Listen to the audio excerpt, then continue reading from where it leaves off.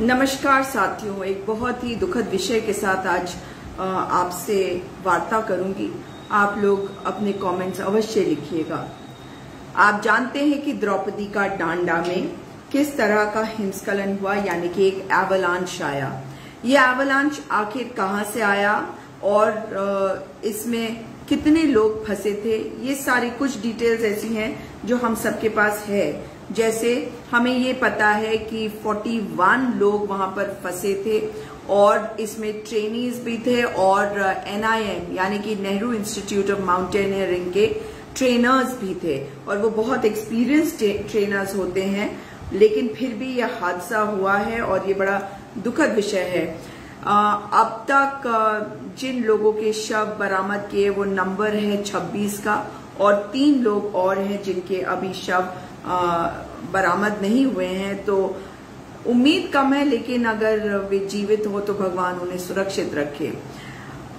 मैं आप लोगों को ये इसलिए बताना चाहती हूँ कि ये हादसा, जैसा कि आप जानते हैं, 4 अक्टूबर मंगलवार के दिन हुआ और इसमें एक रस्सी पकड़कर जो 29 लोग थे वो 29 लोग इस खतरे में आ गए और उनमें से जो अभी तक 26 शव बरामद हुए हैं उन्हीं लोगों के हैं जो इसमें से थे, जिन्होंने उस रस्सी को पकड़ा हुआ था। क्या हुआ वहां पर ये तो कोई नहीं जानता। जो अंदाजा लगाया जा रहा है वो यही है कि किस प्रकार से जो ये हिमस्खलन हुआ है। और ये पहला हिमस्खलन नहीं है।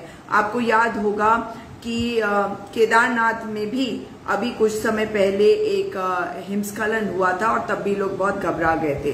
तो क्या 2013 की आपदा से हमने कुछ नहीं सीखा है? तो आपको बता दूं कि 41 पर्वतारोही जो द्रौपदी का डांडा की पीक पर गए थे, जिस पर 2 पीक है, वो वहां पर फंस गए थे और वो एडवांस ट्रेनिंग कर रहे थे। वो पीक तक पहुंच भी गए थे।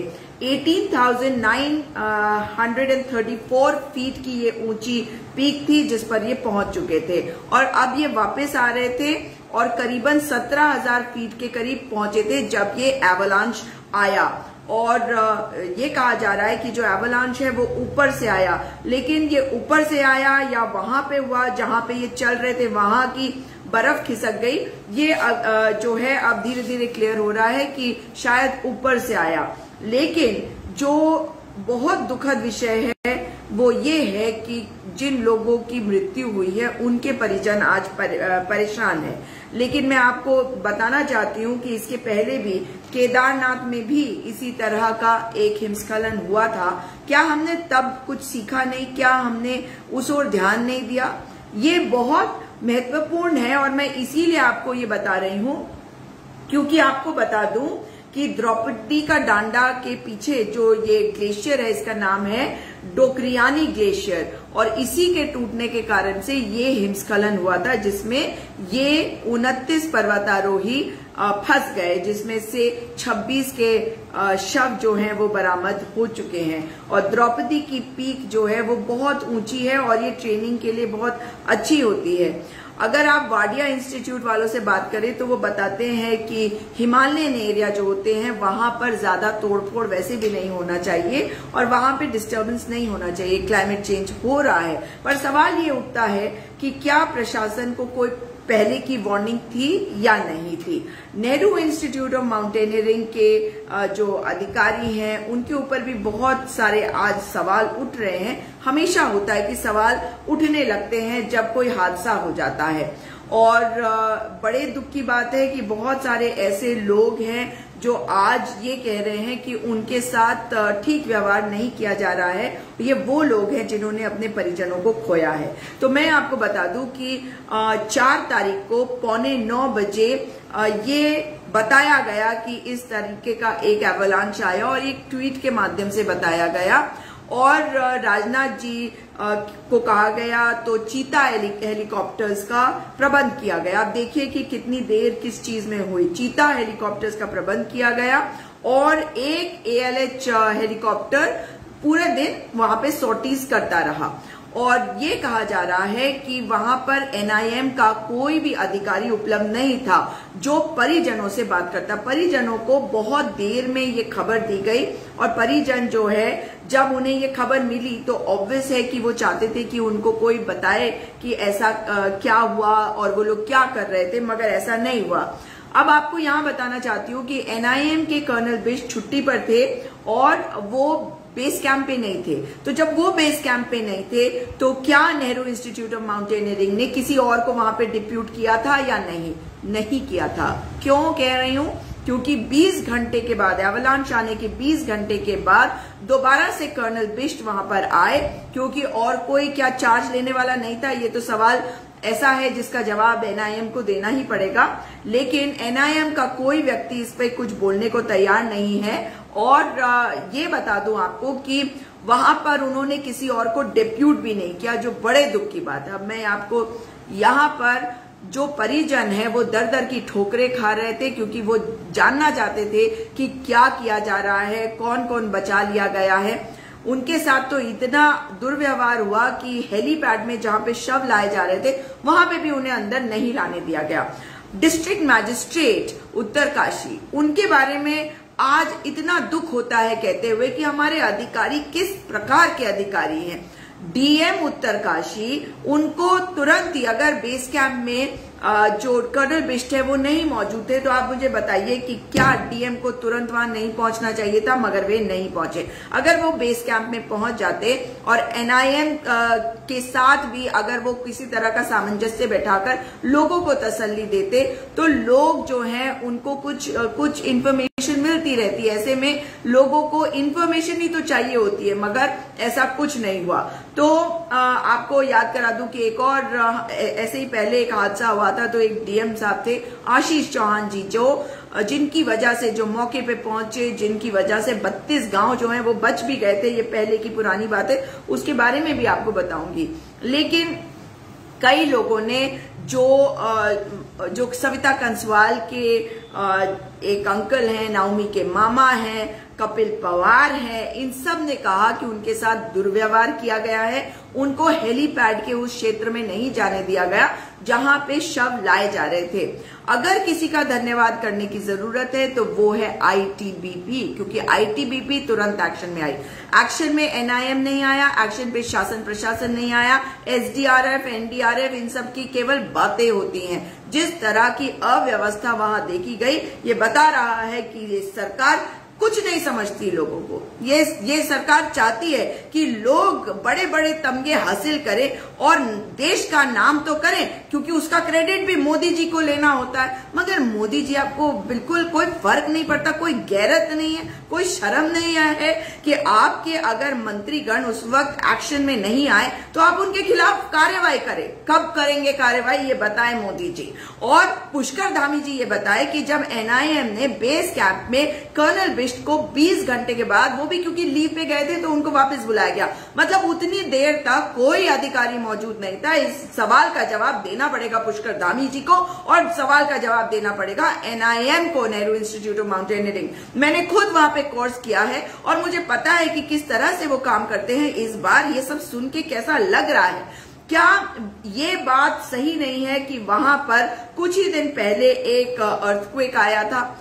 एक अर्थक्वेक उसी क्षेत्र में आता है जो रिक्टर स्केल पे 2.8 होता है, उसका एपिसेंटर भी उसी एरिया में बताया जाता है। कहीं ऐसा तो नहीं है कि ये जो सिग्नल था, ये जो वार्निंग थी, इसको नजरअंदाज किया गया। बड़े दुख की बात है कि आज आप ये नहीं बता पा रहे कि ये हादसा होने के पहले क्या कोई वार्निंग मिली थी, क्या आपने सब चीजों को चेक किया था? जब केदारनाथ और ये सारे जो पहाड़ हैं ये एक ही क्षेत्र में है, तो केदारनाथ में अगर ग्लेशियर टूटा तो आपको क्या पता नहीं था कि यहां पर भी कोई हादसा हो सकता है, तो सब प्रिकॉशन लिए जाए। मगर जो दुख की बात है वो ये है कि ये सब कुछ तो इन्होंने कर दिया। अब जानते हैं कि जिन लोगों की मृत्यु हो गई है उनके परिजनों का मखौल उड़ा रही है सरकार, जिनका सम्मान करना चाहिए, जिनके इस प्रति संवेदना व्यक्त करते हुए उनके भावनाओं को समझने की जरूरत है। उन लोगों को कहा जा रहा है कि आप लोग उत्तरकाशी आए। अरे वो वैसे ही इतने बुरे हादसे के बारे में सुनकर उनका दिल दहल रखा होगा, तो क्या सरकार ऐसा नहीं कर सकती कि जो शव आ रहे हैं उनको आप जॉली ग्रांट एयरपोर्ट तक ले आए ताकि परिजनों को यहां पे उसे हैंडओवर करा जाए। मगर ऐसा लग नहीं रहा है कि आप किसी भी व्यवस्था को बना के रख सकते हैं, और ये बड़े दुख की बात है। बड़े दुख की बात है कि आप लोगों को ये फर्क नहीं पड़ता कि आप लोगों को बचाने के लिए एक्शन में तुरंत आया करें। इसमें केंद्र की सरकार भाजपा वाली, राज्य की सरकार भाजपा वाली जिम्मेदार है। आपको प्रचंड बहुमत दिया है लोगों ने, मगर आपकी जिम्मेदारी जवाबदेही नील बटा सन्नाटा है। कम से कम उन लोगों के बारे में सोचिए जिनके परिजन अब इस दुनिया में नहीं है, जिनके बारे में आप सोच के देखिए। वो परिजन सोच रहे होंगे कि हमारे ये बच्चे पता नहीं क्या हासिल कर लेंगे इस जीवन में, और उन्होंने देश के लिए अपने प्राण दिए हैं। देश के नागरिक नहीं है वो देश के जिसे कहते हैं मणि है, वो रत्न है, देश के रत्न। और आज जब उनका जीवन नहीं रहा है तो कुछ तो संवेदना दिखाए सरकार। आप परिजनों को उत्तरकाशी क्यों बुला रहे हैं? आप मृतकों के जो शव है, हमारे पर्वतारोहियों के जो शव है, ये जो हमारे शहीद है, इनके शव है, सम्मान पूर्वक आप परिजनों तक पहुंचाए। कुछ तो सोच के कार्य करा करिए। आप अपनी सत्ता के लिए, अपनी कुर्सी के लिए क्या क्या करते हैं, मगर अब शवों को उत्तरकाशी से जॉली ग्रांट एयरपोर्ट तक लाने में आपको दिक्कत आ रही है। किस तरह की ये सरकार है, कितनी संवेदनहीन है ये सरकार। आपको फर्क नहीं पड़ता। पहली बात, अब ये पता लगाया जाना चाहिए कि क्या वहां पर हर वार्निंग को ठीक प्रकार से स्टडी किया गया था। कमीशन आप जरूर बैठाएंगे, कमीशन तो बैठती है, कमीशन बैठती भी है, फिर उठ भी जाती है, रिपोर्ट आती है, रिपोर्ट में कुछ होता नहीं है। तो एवलांच के कारण, एवलांच जो आया उसके कारण आपको बताने पड़ेंगे कि क्या वहां पर जो अभी कुछ दिन पहले एक अर्थक्वेक आया था, क्योंकि ये इको सेंसिटिव जोन है, क्या उस वार्निंग को आपने did you take it into account before starting this track. एक जिस तरीके से वहां पे डीएम का रोल है, क्या डीएम के खिलाफ कोई कार्रवाई करी जाएगी? नेहरू इंस्टीट्यूट ऑफ माउंटेनियरिंग के जो सीनियर अधिकारी हैं, जो बिल्कुल उपलब्ध नहीं थे, 8:45 बजे से जब ये ट्वीट आया उसके बाद कितने घंटे बीत गए, दोपहर तक कोई वहां मौजूद नहीं था। 20 घंटे के बाद कर्नल बिष्ट को बुलाया गया, तो नेचुरल सी बात है कि लोगों का गुस्सा कर्नल बिष्ट पे निकलना ही था। लेकिन क्या ये नेहरू इंस्टीट्यूट ऑफ माउंटेनियरिंग की जिम्मेदारी नहीं थी कि जब कर्नल बिष्ट छुट्टी पे गए, तो ऑब्वियसली उन्होंने एप्लीकेशन दी तब छुट्टी पे गए, तो आप उनको वापस बुला रहे हैं बजाय इसके कि वहां पे किसी और को डिप्यूट करें उस टाइम पे। तो क्या इन लोगों के खिलाफ कार्रवाई नहीं होनी चाहिए? डीएम का रोल बता रहा है कि उत्तरकाशी के डीएम जो है वो बिल्कुल अकाउंटेबल नहीं है, अपने कार्य को उन्होंने ठीक से नहीं किया। जब इतना बड़ा हादसा हुआ तो क्या डीएम को बेस कैंप में नहीं होना चाहिए था? डीएम के खिलाफ क्या कार्रवाई करी जाएगी ये बताया जाए। आईटीबीपी, इंडियन एयरफोर्स और भारतीय सेना, इन सब को हमें धन्यवाद करना है, सैल्यूट करना है, क्योंकि उन्होंने तुरंत जिस तरह से कार्य किया। और मैं आपको बता दूं कि जिस रस्सी को इन 29 लोगों ने पकड़ा हुआ था, इंडियन एयरफोर्स की एक मतलब ऊपर से जब वो रेकी कर रहे थे वहां से, तब उन्होंने देखा, वहां से जब वो निकले तब उन्होंने उस रंगीन रस्सी को देखा, तब उन्हें समझ में आया कि कौन लोग हिमस्खलन की चपेट में आ गए। तो बड़े दुख की बात है कि हमने इतने लोगों को खोया है, कुछ लोगों को हम बचा पाए हैं, मगर जिन लोगों के शव मिल गए हैं और जिन लोगों की ढूंढने की आप कोशिश कर रहे हैं, उनके परिजनों के साथ कम से कम इस तरह का दुर्व्यवहार करना आपका मंजूर नहीं है। हम में से किसी को भी जो हमारे देश के लिए प्राण न्यौछावर कर देता है वो हमारे लिए हीरो और हीरोइन है। लेकिन अगर आप उनके माता पिता भाई बहन उनके साथ इस तरह की अभद्रता करते हैं कि दुर्व्यवहार करते हैं, उनका सम्मान नहीं करते, इस तरह से उनका अपमान करते हैं, तो बहुत दुख होता है।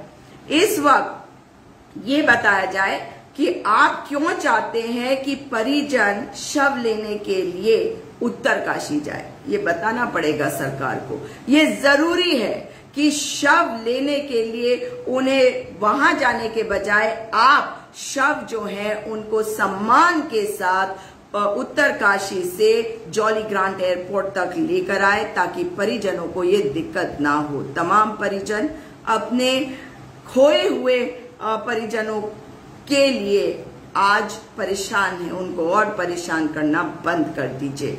सरकार होश में आओ और जिन जिन के ऊपर कार्रवाई करी जानी चाहिए तुरंत कार्रवाई करो।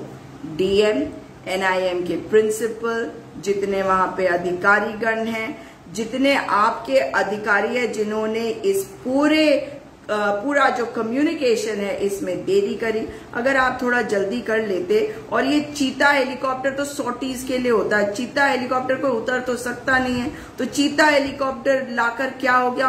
और बड़ी बड़ी आपने बातें बता दी कि राजनाथ सिंह जी से बात हो गई है, चीता हेलीकॉप्टर आ रहे हैं। इस चीता हेलीकॉप्टर की जरूरत नहीं थी। जो उस वक्त जरूरत थी कि एयरफोर्स के जो ऐसे प्लेन्स थे जो उतर सकते थे बर्फ में, उनको लाया जाता, या उनको इवेक्ट करने के लिए जो लोग बचे हुए थे उनके लिए लाया जाना चाहिए था, वो आपने नहीं किया।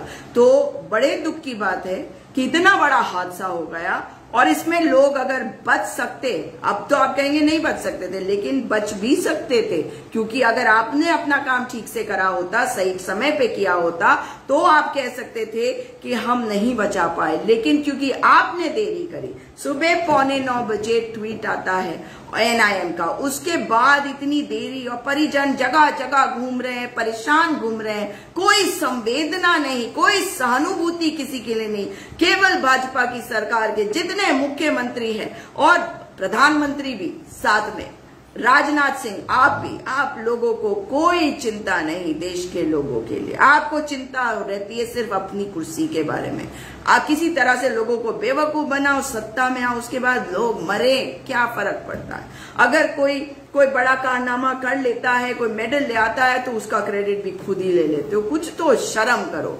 अब जरूरी है कि जो परिजन अपने प्रियजनों के शवों का इंतजार कर रहे हैं, उनको परेशान करना बंद करिए। उन्हें उत्तरकाशी बुलाने के बजाय आप शवों को सम्मान पूर्वक अब कार्रवाई करते हुए जॉली ग्रांट एयरपोर्ट तक लाकर उनके परिजनों को हैंड ओवर करें। वो वैसे ही बहुत दुख की घड़ी से गुजर रहे हैं, उनके दुख को और बढ़ाना बंद करें। इस वीडियो को शेयर करिएगा ताकि शासन, प्रशासन और जितने ये नेता आज मुख्यमंत्री उत्तराखंड जैसे हैं, जैसे प्रधानमंत्री है, इन सबको ये पता चले कि किस तरह का दुर्व्यवहार करा जा रहा है उन लोगों के परिजनों के साथ जो आज इस दुनिया में नहीं है। कोई सहानुभूति नहीं, कोई दया भावना नहीं, कोई संवेदनशीलता नहीं, मगर आवाज उठेगी अगर हमारे शहीदों के साथ आपने इस तरह का दुर्व्यवहार किया। उनके चले जाने के बाद अगर उनके परिजनों का अपमान किया, तो आवाज तो उठेगी। भाजपा की सरकार आवाज तो उठेगी। वो हमारे अपने थे और आज वो हम सब के हो चुके हैं। वो अमर हैं, लेकिन उनके परिजनों के साथ दुर्व्यवहार बंद करे सरकार। उत्तरकाशी बुलाने के बजाय शवों को जॉली ग्रांट एयरपोर्ट तक लाया जाए। नमस्कार।